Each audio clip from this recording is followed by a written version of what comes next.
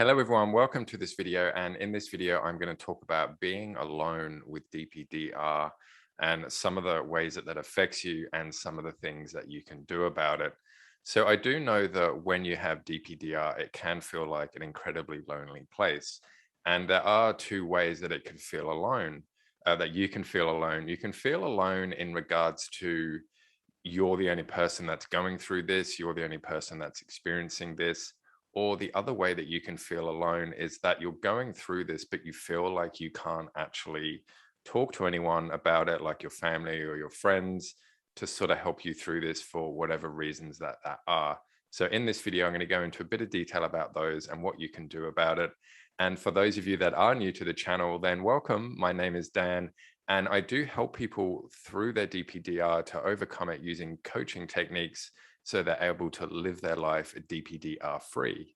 One of the big ones when you first start experiencing these really weird things that I can pretty much guarantee you've never experienced before is you think, what's happening to me? Am I going crazy? What is this? And that can have a tremendously impactful feeling on you, because you do feel like, oh, maybe I'm going crazy. What's going on here? Am I the only person experiencing this? So you can feel quite alone in that situation. And obviously that's really difficult. Let me reassure you that you are not alone here. Lots and lots of people do suffer from DPDR. And in fact, dissociation, that sort of dissociative state that you go through with, sort of with trauma and prolonged stress and all that type of stuff.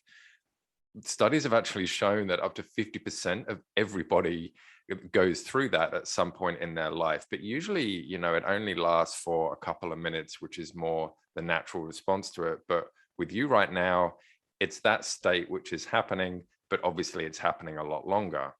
Take some hope in the fact as well that the vast majority of the people that do experience it do recover.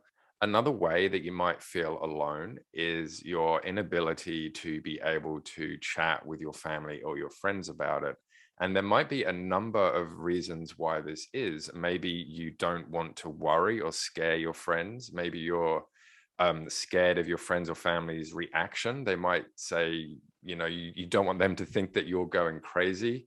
Maybe it's just you don't know how to explain it. You don't know what it is that you're going through.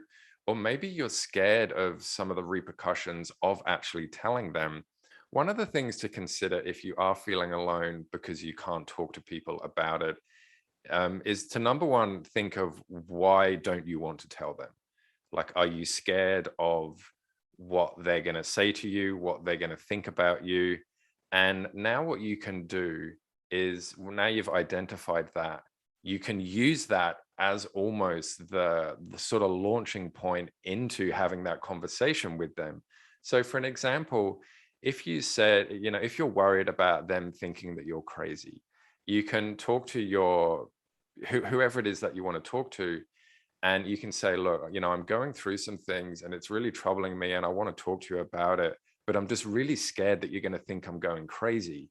And that way you're sort of doing a preemptive strike. You're almost predicting what they're going to do. So they're very aware now that if they do say something to you like, oh, you're just crazy, or oh, I think that they're crazy, then obviously they're going to try and look at it in a different way, in a way which is more helpful to you. Another reason you might find that you're alone and you can't talk to people is because you simply can't just describe what you're going through. And I know the people that I speak with, often they'll say to me, Dan, it's just really hard to describe. When they say something to me like that, usually the response I give is, well, what does XYZ mean to you? For example, if someone says to me, I just don't feel like myself, they'll say, I don't feel like myself. I just feel kind of weird.